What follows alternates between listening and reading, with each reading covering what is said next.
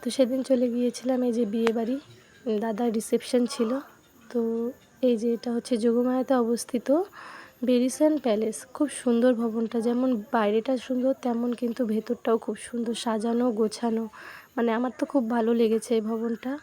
তো ভবনে ঢুকেই আমরা প্রথমে চারিদিক ঘুরে টুরে ওদিকে দেখছি যে বর বউয়ের মানে ভিডিও শ্যুট হচ্ছে। তো আমরা একটু সাইডে বসে নিলাম।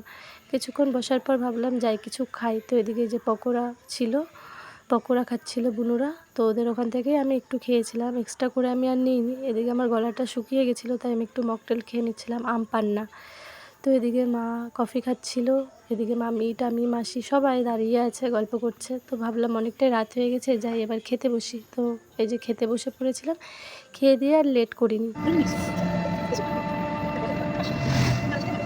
টোটো করে চলে এসেছিলাম বাড়ির উদ্দেশ্যে।